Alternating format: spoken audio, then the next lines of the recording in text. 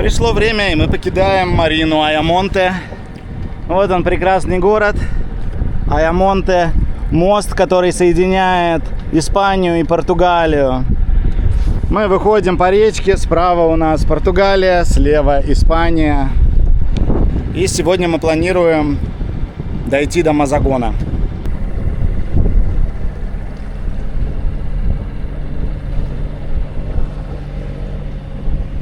Вот уже выход из речки. Сейчас мы выйдем с нее и идем налево. Здесь сейчас течение довольно-таки сильное.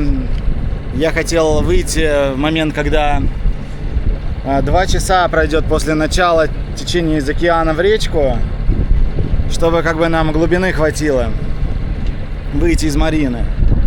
Но мы еще задержались немножко, пока туда, пока сюда, пока вышли, короче, еще час больше. И сейчас мы уже довольно-таки сильно сопротивляемся течению. Но медленно, но верно, вот идем. Здесь вот была земля, она сейчас покрылась водой. Я внимательно иду по карте, чтобы пройти там, где лодка проходит. Ну вот, собственно, вышли уже из речки, стало полегче с течением, скорость увеличилась. Сейчас обходим мелководье, вот тут по буям я иду. И сейчас после вот этих буев я сворачиваю налево и пойду вдоль берега Испании.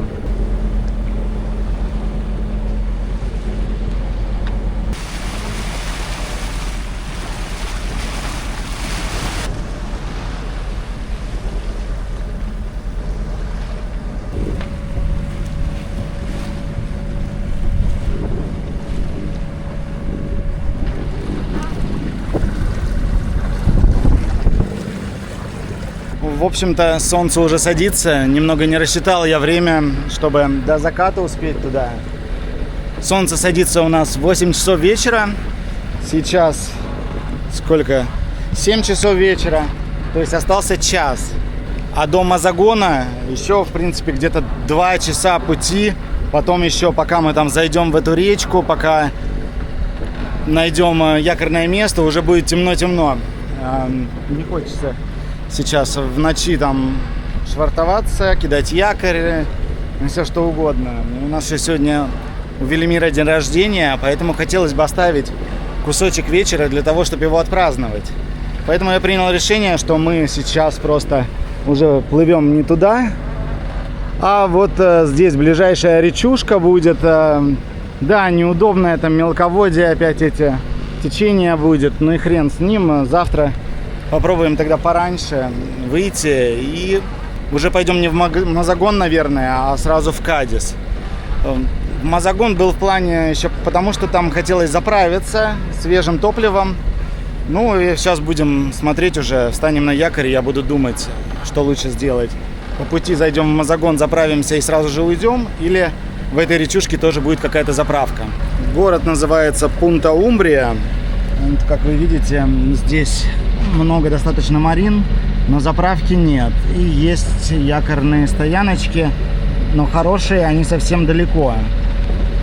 Мы, наверное, попробуем встать здесь, между 2 маринами. Если нас не выгонят, мы там просто переночуем и с утра уйдем. Солнце осталось совсем чуть-чуть, но мы уже близко.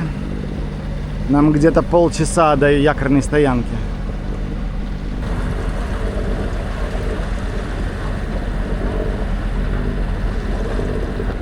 Вот мы заходим в речку по буйкам, красотень, закат. Осталось найти якорное место. Короче, не особо советую сюда заплывать, особенно на высокой воде. Вы можете посмотреть, как вода быстро двигается. Мы, короче, плыли без мотора, 6 узлов. И там якорь не получилось кинуть, потому что там везде рыбацкие корабли стоят. И буи поставили для рыбацких кораблей. А мы как бы не знаем толком, сколько там их еще вернется ночью. И мы, может, кому-то мешать будем. А течение сильное, уже будет не сняться особо. Ну, чтобы вы понимали, мы вот зашли в Марину. Тут места лагом были свободные, и мы сразу же сюда заехали. И, короче, вообще нереально было остановиться. Почти на всю мощность мотор работал. Задом не остановить лодку. Еле-еле по этому течению сюда ушли. Отрулили задом к понтону. Ну вот вы можете видеть скорость воды. То есть лодка как будто плывет, как на катере. Я думал, как бы, что вот эта стенка дальше, она останавливает как-то это течение, а нет, не останавливает. Ну, мы, в общем, сейчас уже здесь встанем, будем тогда отдыхать и завтра утром смотреть ситуацию и пойдем в сторону Кадиса. В общем, тут местные сказали, что такое течение здесь каждый раз после полнолуния 2 дня. Настолько быстрое. Но это, конечно, жесть, какое быстрое течение, потому что неизвестно теперь, как отсюда уходить. У нас утро, и вот течение здесь сейчас в данный момент на низкой воде вполне приемлемое. То есть можно спокойно выехать и плыть дальше. Но вопрос в том, что сможем ли мы везде проплыть, потому что там везде виднеется земля. Сейчас я иду заплатить за Марину и будем думать, что делать. Потому что хотелось бы заправиться, конечно. Для этого нам нужно в Мозагон все-таки заходить. А если бы не надо было заправляться, тогда бы вышли бы и пошли бы до Кадиса. Марина достаточно поезженная такая. Смотрите, здесь целая секция не опустилась на отливе. И она может, в принципе, в любой момент упасть. И это будет громко. Ночевка обошлась нам в 23 евро на наш размер. Ну вот сейчас будем выходить. Вода низкая, надо будет аккуратно идти. Там местами мелко.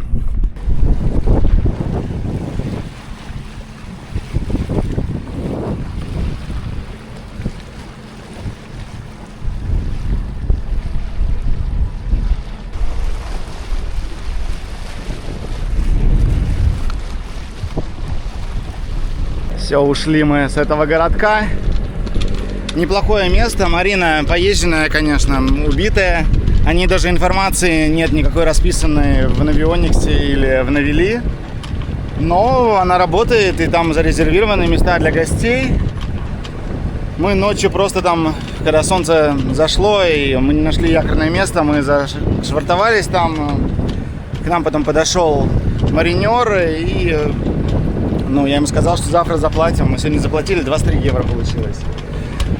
Там, конечно, можно было бы погулять. Там такая большая набережная вдоль речки. Но нам речки не нравятся, потому что здесь нужно довольно-таки тщательно выбирать время, когда вам нужно выходить. А если вы хотите до заката успеть в следующее место, то вам важно выйти в конкретное время. И, естественно, если вы просто в конкретное время выходите, вы просто будете сопротивляться течению, и на это уйдет гораздо больше времени, чем вы можете себе представить. Я сейчас пытаюсь выйти на приемлемую глубину, сейчас вот 5 метров, но здесь видны по цвету океана места, где песок, и здесь, сэндбар находится, и он двигается, короче. Поэтому я хочу его оплыть на всякий случай. Мало ли, куда там, сколько надвигалось. Не хотелось бы зацепить. И потом дальше поверну туда, влево.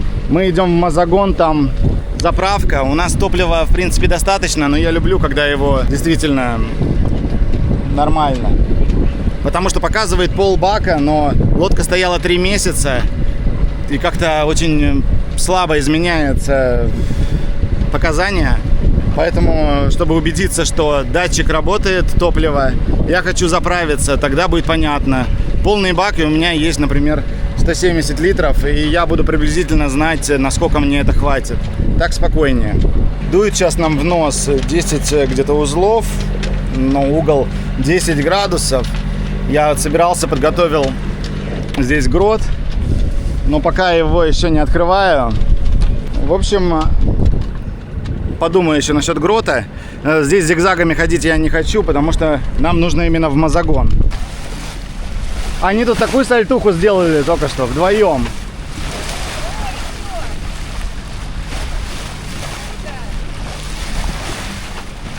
Ты живешь свою лучшую жизнь? Пока дети дают возможность, да. А дети разве это не счастье? Надо бы детюньки показать. Музыку надо включить еще. Смотри, как близко. Да. Я надеюсь, что... Вау! Смотри, смотри, он разговаривает. С тобой? Ну, не со мной, конечно. А, вон он. Ой, какой большой. Вау! Круто! Подходим уже к Мазагону. Здесь такая большая якорная стоянка. Всякие суда стоят. И там, судя по всему, как раз вот заливают нефть в корабль. Потому что здесь идет, вот знаками обозначена, какая-то труба, что здесь нельзя на якорь вставать, и вот там какой-то нефтяной завод. Так что это топливо или я не знаю что, или свежее сырье, нефть. Но картина такая. А вот и Мазагон. Сейчас будем сворачивать на заправочку. Собственно, вот и вход.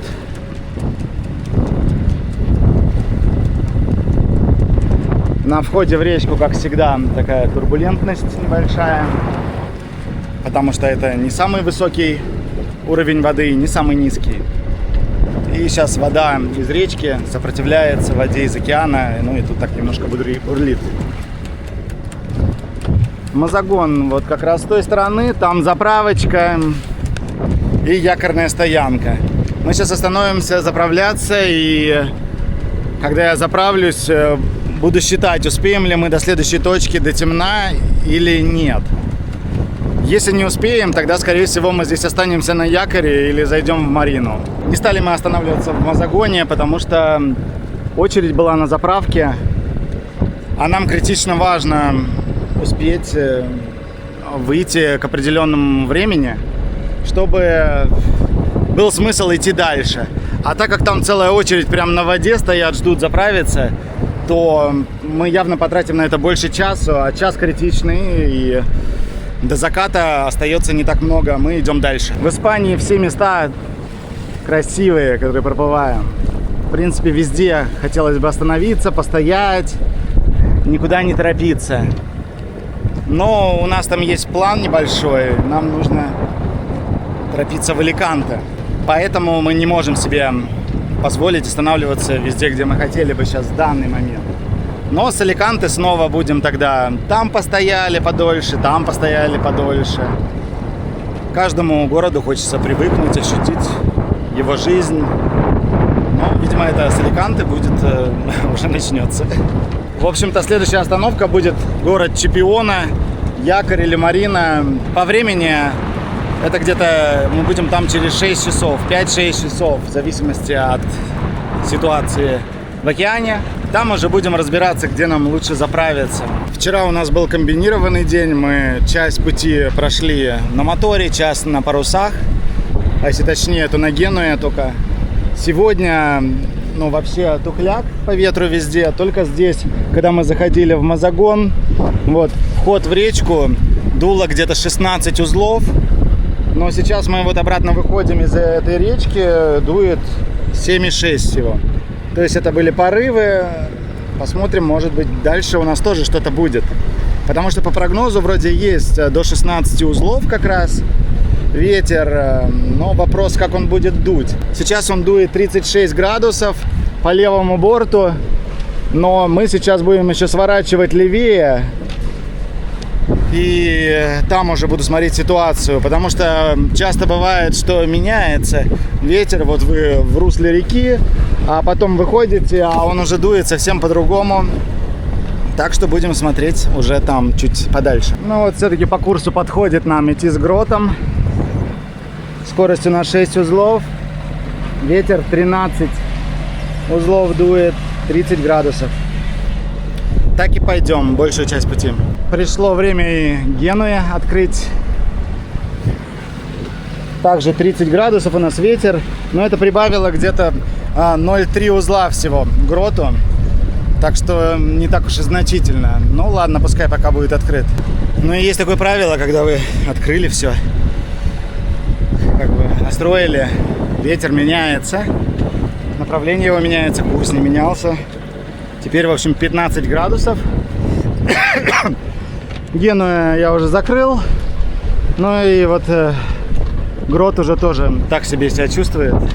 Пока закрывать его не буду. Потом буду какими-нибудь углами пользоваться, буду искать его рабочий момент. Собственно говоря, снимать-то особо нечего. Вот он, испанский берег. Иду пока на Гроте и моторе также. Открывал Генуя. Сейчас уже закрыл, потому что слишком острые углы были. Ну и вроде как сейчас можно было бы опять открыть Генуя, но я не буду, потому что они меняются. Угол меняется от 60 до 20, так. Когда будет какой-то постоянный ветер, тогда я уже открою. Почему, в принципе, сейчас можно было бы только на парусах идти, без мотора, но у нас совсем нет запаса. Нам нужно до заката солнца зайти, встать на якорь или зайти в марину. А сейчас мы на полчаса опаздываем до заката солнца. Поэтому я пытаюсь нагнать это время. Вот, например, было только что 60 градусов, и все. Нет этих 60 градусов. Такие дела. А с нами едет здесь вот такое вот насекомое.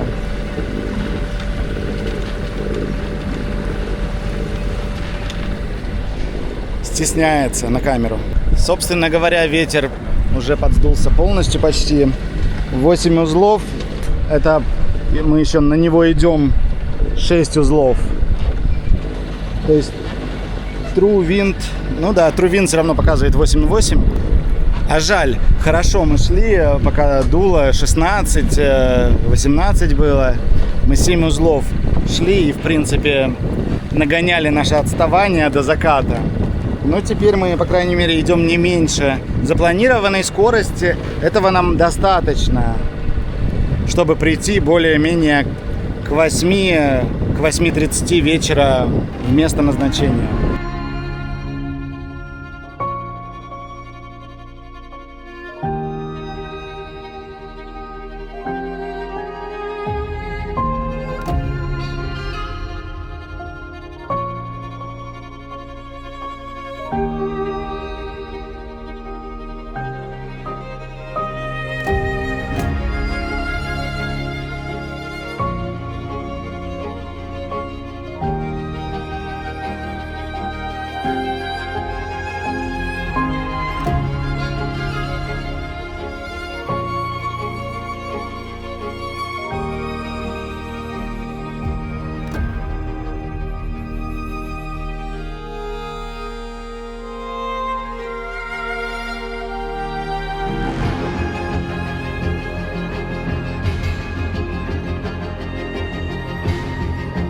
Уже подходим к нашей якорной стоянке рядом с городом Чипиуна.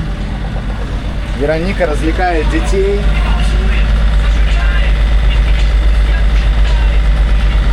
У нас тут разные стрекозы летают, разноцветные.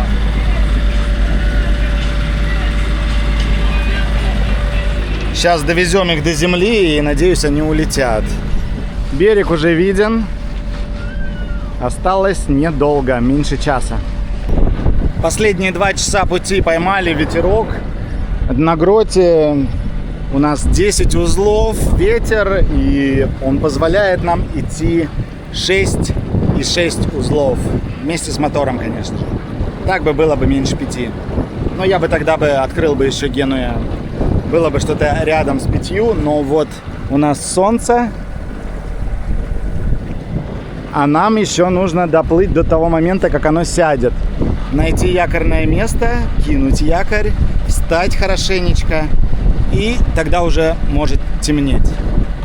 Безусловно, можно это сделать и ночью, но как бы, когда все видно, это гораздо удобнее.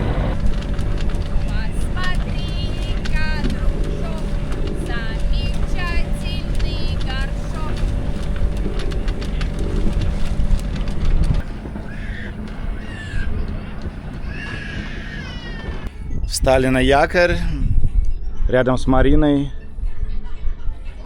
закат. На якорь мы стали на 6 метрах. Надеюсь, этого хватит, потому что минимальная здесь показывает в Навиониксе будет 3,6 метров глубина. Вроде неплохо закопались, но и погоды плохой не должно быть по прогнозу. Пришлось даже сходить за камерой специально для того, чтобы показать вам этот закат. Красота! Сейчас продену веревку тут, чтобы амортизировала цепь, чтобы нагрузка была не на лебедке. Она у меня здесь вот в этой куче. Здесь всякие детские, как вы видите, причиндалы сбоку. Ходить скоро здесь вообще будет негде. У нас во время перехода вот сломалось колесико. Это от грота. И, короче, тяжело подтягивается гик, так как колесико это все раскрошилось. Нужно будет думать, как его поменять, потому что здесь оно прям к корпусу крепится. Не знаю. И с обоих сторон заклепано. Ладно, завтра буду разбираться. Но пока толком гротом, видимо, не получится пользоваться. Надеюсь, завтра будет хороший ветер для Генуя. Ну, мы поспали здесь не очень хорошо. Это Чипиона. Мы в город не собираемся. Сразу же сейчас вот будем сниматься с якоря. Все в панамках. Готовые сидят. Снимаемся с якоря и плывем в Кадис. Попытался я на ходу сделать быстрый ремонт грота, но не получается, потому что вот эту штуку надо спиливать. У меня есть вот такие блочки. По идее, вот этот хорошо подошел бы, потому что он приблизительно такой же. Но вот ушко, крепление здесь не пролазит. Нужно спиливать сначала вот эту, чтобы снять. Потом только можно будет продеть вот это ушко сюда. Спиливать сейчас я на ходу не буду. У меня есть еще поменьше такой блочок, но ушко здесь тоже не пролазит, чтобы на ходу сделать. Ладно, тогда, когда мы остановимся в Кадисе, буду спиливать и поставлю один из этих блочков. Ветер на данный момент 7 узлов по правому борту. В принципе, можно было бы открыть грот, но открывать я его уже не буду сегодня, потому что просто он сломан. Возможно, мы сейчас как раз, когда налево повернем, там будет ветер, и, возможно, я смогу пользоваться Генуя. Но это не точно. Якорная стоянка с отличным держаком, вот Чипиона. Мы там стояли одни, но, видимо, не просто так. Стоять там не очень комфортно, болтает все время. Ну и на катерах, когда пролетают, почему-то они выбирают именно проехать прям рядом-рядом с лодкой вашей. Хотя вроде как море большое, океан большой. Че не проехать подальше, но им вот так вот веселее, видимо. Ну все, открыл я Генуя. Ветер у нас получается где-то 7-8 узлов. Это прибавило нам скорости. Переход у нас небольшой сегодня, где-то 3 часика. И мы, по идее, должны быть в Кадисе. Так что, скорее всего, вот так сегодня и пойдем с Генуя и помогая моторам. Хочется поскорее приехать в Кадис, потому что народ у нас тут давно не гулял, бастуют, и хочется им потопать по земле, короче. Но мы туда и направляемся, встанем в марину и будем топать. А вот и истребители летят. 2 пары.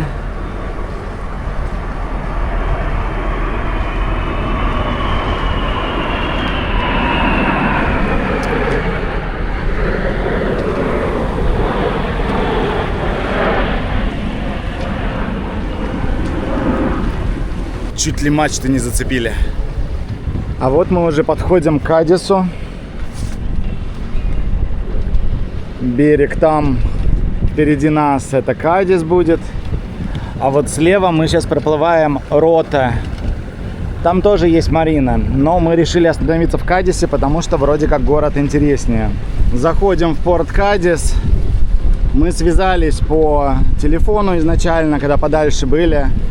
Договорились, нам сказали на вейтинг-понтон пришвартоваться. Ну там мы тогда заодно и заправимся. Так что ожидаем швартовки.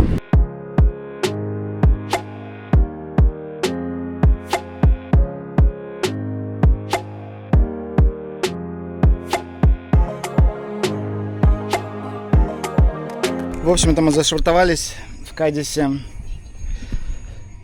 Сначала мы зашли в марину. Нам сказали подойти к вейтинг-понтону. Мы подошли к вейтинг-понтону, а он был полный. То есть там некуда было сунуться и остановиться. Мы встали там на какое-то свободное место. В общем, сделал я чек-ин. И потом нас попросили перешвартоваться. И вот я там оплыл. Там через стенку другая часть марины, вот через нее тут все проплыл. И дали нам такое место. Место хорошее, вот стена закрывает от ветра, поэтому очень нежненько получается зашвартоваться, когда закрыт от ветра. Марина Кадис, а точнее Пуэрто-де-Америка, разделена на две части. Как вы видите, вот эта часть справа от меня, здесь в основном визиторы, гости. А с левой стороны более такие постоянные клиенты. Когда вы заходите в марину, вы проплываете вот здесь рядом с той стеной и заходите вот сюда вот к вейтинг-понтону. И тогда идете в офис. Офис находится вот в этом здании. В нашем случае вейтинг-понтон весь был занят, поэтому мы просто приткнулись в какое-нибудь свободное место, которое было, и там встали. И тогда я уже пошел сделать чек-ин, нам дали место и попросили отсюда перейти как раз на эту сторону, где мы сейчас и находимся. Марина находится в большом порту, здесь огромные круизные лайнеры приходят. Много морской жизни здесь, в Кадисе. Ну а сейчас я иду в город, покажу вам что-нибудь интересного. Вероника уже в городе с детьми, а я вот иду к ним сейчас. Выхожу из марины, и как вы видите, сначала нужно пройти контейнерный терминал. Здесь много-много разных контейнеров. Выйти из этого порта, и тогда там будет красота. Вообще у нас сейчас 2 дня неплохой погоды, как вы видите, спокойный довольно-таки океан. Но мы решили остаться здесь на несколько дней, чтобы отдохнуть. Потому что путь из Айамонте вот сюда, в Кадис, получился достаточно сложным.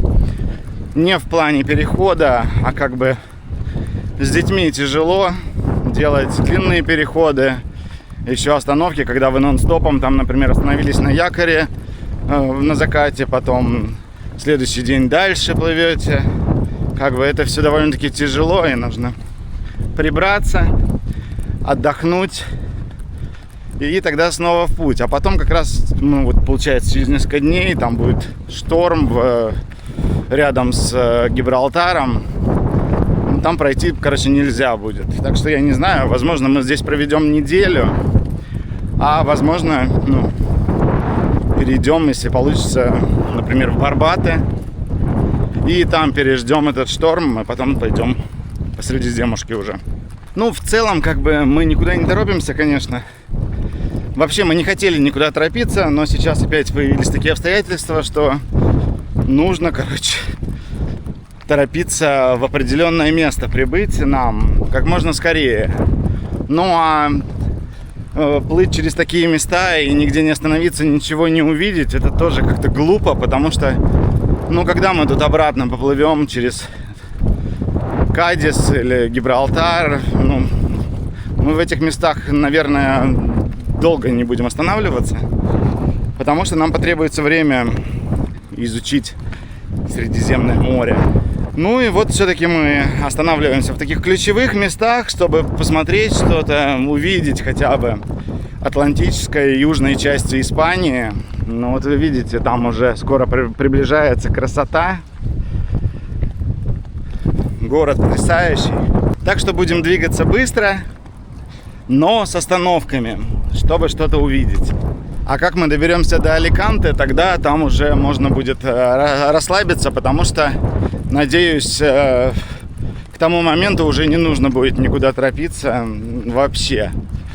Мы, в принципе, и хотели такой стиль жизни, чтобы могли встать где-то на якоре, потусить там. Мы вообще, на самом деле, когда прибыли в Айамонте, думали, что уже, в принципе, мы никуда торопиться не будем, вообще можем проводить в любом городе, в любом месте время, сколько захотим. Но вот теперь получается, вот когда мы будем в Аликанте, тогда уже сможем расслабиться, и, надеюсь, нового такого ничего не появится, чтобы нам нужно было обязательно куда-то торопиться.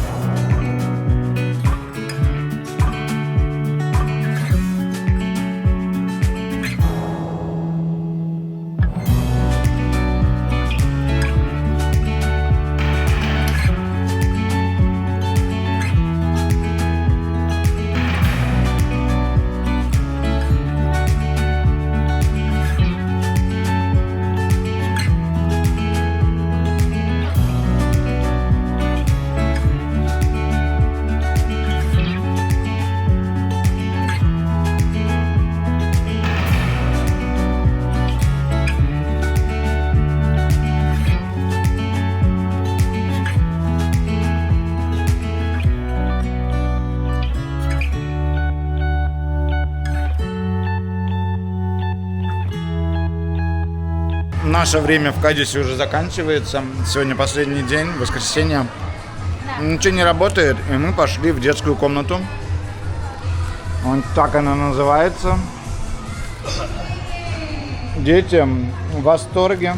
Да я тоже в восторге. Вероника в восторге. Вообще за 7,50, ребята. У нас за 7,50 в туалет не сходишь. Ну сходишь, конечно. 7,50. 2 часа. Нянечка. Ты можешь оставить своих детей, пойти пить кофе, вино, пиво, не знаю, что еще. Аниматоры 2. Сначала пришел клоун, потом Спанч Боб. Ты еще потом... Вот, дали конфеты, короче. Ну, При выходе дали еще подарок каждому ребенку. Ну, мы это, конечно, детям не дадим, но... Мы сами сидим. Но сам факт. И это просто огромный комплекс. И самое главное, распределение по годам. Наша комната была до 4 лет. И это огромная комната. Там и батуты, и машинки, и кухня. В общем, шикарно. У нас такой концепции у нас нет. У нас, конечно, очень много в Эстонии детских комнат. Но за такие деньжища ничего у нас нет. Все счастливы, мы домой. Завтра уплываем. Всем пока-пока. До новых встреч.